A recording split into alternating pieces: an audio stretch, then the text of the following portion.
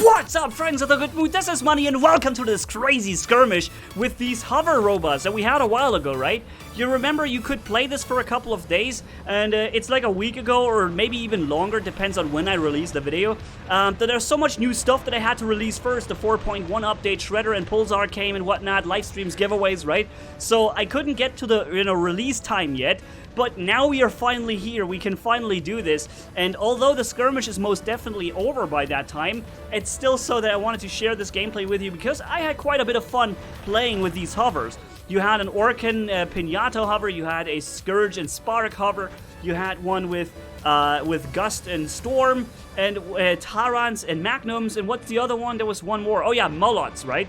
So yeah, that's what we're doing right here, guys, jumping after enemies and just absolutely flatten them with our hover abilities, okay? And keep in mind, oh, by the way, there's a team of 3 enemies teaming up in our base. So basically what happens here, every time somebody spawns, he gets taken out by these guys, because there's 3 of them. So I was waiting for a moment when multiple friends are spawning simultaneously, so I can come in as well and make the big difference with all of us together, right? We all should be able to handle them all. It's just that when we spawn one after another, they can 3-on-1 you every single time, then you have no chance, right? So they did that pretty smart right here, but thankfully we synchronized our jump spawn or our spawn right here and absolutely whooped them at some point. So there goes the second one, and there's still the third guy right there. Let's get away from the corner here and see him get killed. Jumping after and hopefully get the kill. Boom! Rampage. That's right.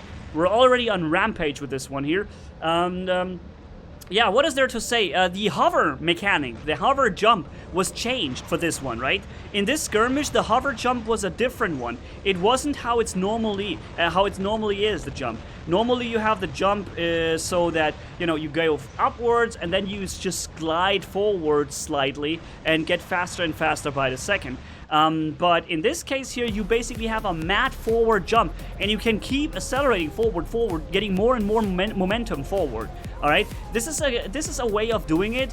They can't make this on the live server because basically that would make beacon capturing, those would be the best beacon capturers, period. There's nothing to stop them from getting beacons. Halfway across the map, boom, 5 seconds later, other side of the map, and this is how it would work, right? So they can't give this to the normal live server, but they made it so here in this funny skirmish, so you guys can all have some fun, and hopefully you did use the time you had when the skirmish was up to play it for a little while and enjoy it, because I did really enjoy playing it a lot, even though I played maybe 5, 6, 7 rounds, but that's what it's meant to be for, right? It's not meant for you to sit there for 2, 3 days and do nothing but skirmish, because keep in mind, you're not getting any silver rewards for that, or is it silver? Maybe, but it's not a ranked game mode, so you're not getting like honor points or anything like progression towards certain things. It's more like just playing and having fun. So and that's what we're doing right here. We're running the Storm Gust version right now, which goes to say is really powerful when you get close, obviously, as a shotgun robot. What I'm trying to do here is get close to this guy and get him from behind. There's another dude with Taran sitting right there. He's like, hey, wait a minute, that was an enemy, and whoop, I'm already gone. So cool, dude. And yeah, he wants to come in now, and I don't know what he's doing. He's got some control issues. I'm jumping against the wall here, so I'm not exposed to too many enemies, but it's 2 of these Taran dudes. I'm getting him, but the problem is the other Taran dude is just gonna whoop me so much. So I'm trumping towards him, trying to steer in mid-air, trying to get towards him here, get him out of the way. Didn't really lose too much health because he was in a reload eventually, and now I might be able to get the beacon even. Let's try and capture this beacon while this guy spawns there in the Orkan Pinata version, trying to get me. And I think I do have to actually jump towards him here. I won't be able to get the beacon. I need to try and solve the problem with his robot right there. And we did! Godlike! That's right. And we're down to 2,460 health. Now, how much can we still do? I don't know. Let's see. We're getting a lot of damage into this guy, a lot of damage into this guy. We lost the Storm, but we're still kicking butt right here, or butt, if you will. With Storm and Gust. And boosh! Come on, get that kill. That's right. Boop! Godlike again. There goes the next kill. So, and there's dude respawning, but unfortunately, he figured out that I was a one-hit kill, so he got me out of the way. The question is, are we gonna do anything anymore? Let's see. Oh yeah, I remember we were actually getting this guy too. add none in this case, because we're jumping across the entire freaking map in a second, and with a third or fourth salvo, we're gonna get this guy super quick. And kill. Nice. Victory. Let's see how much damage we have done. 1.4 million with all the stuff on this. So this was the hangar. You see it right here. This is all the robots you were able to play during the skirmish, in case you missed it, guys. So let's jump and use a little bit of the Scourge and Spark version, right? Because I think this is probably one of the toughest, one of the strongest versions here, because basically you never missed a shot with this, right? Once you fire, you're always hitting, and you have 600 meters range as well. And you can switch targets as soon as when your target is not dying, you can still switch to target before that happens, so you don't have to trigger the 3-second lock-on, right? So what I'm gonna do here, I'm gonna use this as a sniper now. You're gonna see me using this as a big sniper in this game, where I'm trying to stay alive for as long as possible and just try to support my team as best as I can with this one robot right here. Switching targets as soon as I realize I can no longer hit the previous guy. In this case, we're hitting here into the wall, but we can still fire, which is cool. So now I want to get down because I need to get back into the action. And there we go. With one jump, you are back in action. Getting this guy out of the way, and unfortunately, I did not trigger the weapon switch quick enough. There's two shotgun dudes splashing each other away, and got this guy. And this time I did switch early enough without having the lock on this time, right? And there is so much action. Do you notice how much action there's going on? This is so crazy, guys. I can barely hear anything. I made it louder now.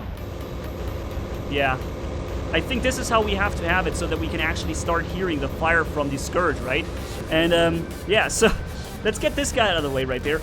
One thing you need to know, when so many hovers are around, as we had it here, we had so many hovers going left and right, and the problem we had was that too many hover sounds of these hovers, you know, hovering around. You hear this across the entire map, and it somehow screwed up. Now it's too loud, I think. It somehow screwed up the sound, right? Some of the sounds, like Orkans firing or Molots firing, the sound would simply not appear because the sound channels were already occupied with the hovering sound, and that is crazy. You can tell the hovers are really not made to be used in mass numbers because that screws up the sound. But you see, we are still kicking really, really good right here. We've only suffered a little bit of damage right there, and we're still flying around everywhere, dealing damage to every single enemy. I don't even need to get the kills. I'm just switching target to the next guy before I get the one before killed, so I just don't have to retarget anyone at all, right? That's what I'm trying to do here. I don't need to get the kill. More important it is for me to simply deal the damage, and then maybe my teammate can come in and simply get the kill, right? So that's what we're doing. So, and I'm really lucky right now because nobody seems to be firing at me. It's like every time they're firing at something else. Getting this guy real quick right there, helping my friend out to the left. Getting stuck here at the freaking wall. All right. And reloading. Now it's getting thick though. We're having 5 hovers in front of us. So what I decide to do is just get away from them so I can quickly land here on this little platform, get this guy killed, quick switch to the next enemy, and before they can come in and get me, I'm just jumping away. So, it's still not taking real damage. What in the world is going on, man? This is insane. Normally you don't get to do that much damage and not get focused out by the enemy. In this case, now we are taking damage because we need to see... it is so that the enemy came in with the other Skirmish and... Spark and Scourge hover as well. So obviously there's going to be a time when we take massive damage, which you just did, but thankfully I knew he had fired before, his reload was about to come in, so yeah, it was something I thought I was going to be able to win, and I did, and now we're still here, still kicking butt. Let's say it how it is, we're kicking ass really big, we're pretty big ass kickers right now, and that's, that's what I really want to be here in this one. So let's get away from this guy out of 350 meters range. We need to get out of his range. There we go. We still have all 3 weapons, and we are still good. Even our legs are still damaged, are still in good shape. So let's regenerate, see if we can still help our team with this one robot. It's insane. We're still alive here with this. And I can tell you, if this was the live server, you would never survive the hover jump so long. You would never survive it simply because normally you're the only ones jumping. Like normally you're the only hover around, right? And that makes it so that when you jump, you immediately get taken out by everyone who can fire at you, because the other ones of your team are not jumping with you, right? So yeah, in this situation here, we have 12 robots hovering left and right, so that once you do it with your hover, you're not that big of a target anymore, because you're nothing special in the air. You're just one out of multiple dudes who's getting to hover, right? So there's this guy coming with his Scourge and Spark, dealing a lot of damage to me, but I'm also dealing a lot of damage to him, and we got him out of the way with some help from our team. Which is good, because it is a team game, and sometimes the enemy Scourge Spark is certainly a stronger setup than Taran and Magnum, in my opinion, and therefore you really need a bit of support there to deal with it. Are we going to be able to kill him, or at least deal some damage before he dies? I think we might be able to get him still. There we go. The whole Tarans and Magnums coming in, dealing massive damage. By the way, did you know that the Taran Magnum bug is fixed now? I do make a video really soon where I'm showing this to you. Look, 1.6 million damage almost. And I think that was King of the Hill, because nobody took care of... Nobody cared, really. Or yeah, some people cared, but not too many cared about the beacons. I think most of it was just having fun right there. So yeah, the plasma bug is now finally fixed. The Tarans and Magnums should be working normal, and as well as Redeemers, Arbalest, and Ballista, and all these weapons that used to fire into the wall instead of the guy, like through the enemy. That sometimes happened. Even Trebuchet had that. So this is now no longer the case, which makes Tarans and Magnums better than they used to be before. Oh, we have a duel right here. We have a Storm Gust hover as well. Let's see who's gonna make this win. Well, I would have also made it without the firepower, but it was certainly helpful not to take too much unnecessary damage here, and I'm glad we could count on our friend right there. So there's another Storm and Gust one. So are we going to get him before we die? Let's see. Boom! Yep, we took him with us. We took this guy with us, and even though we only had like half health or even less, we were still able to take the full Storm Gust equivalent of ours just out of the match. So, doing a bit of damage here with the Scourge, with the Tarans and Magnums. I still love this setup because I think it's fun to use. It's very powerful. It feels powerful. It's like jabbing him in the face like 5 times. That's what it feels like to give out these Tarans, right? Pretty cool. I love the weapon and setup. And in this case, I was able to win this now because I jumped over him. I told you guys before already that Scourge and Spark, they have a lock-on mechanism, which means if you manage to jump through him, above him, or underneath him, that means he's gonna lose his lock-on. And if he doesn't have something else targeted at that moment in which he can switch to you from, then he will just have no targeting computer active. He has to go 3 seconds lock-on before he can start dealing some damage, right? And that is exactly what happened there. I jumped past him, made him lose his lock-on, and then took him out as a free kill because he couldn't fire back at me anymore. And that's what you do if you want to counter Scourge and Spark with Tarans and Magnums, right? In theory, Scourge and Spark is still better. Wow, we're at a godlike here with this one. In theory, it's still better, the Scourge and Spark.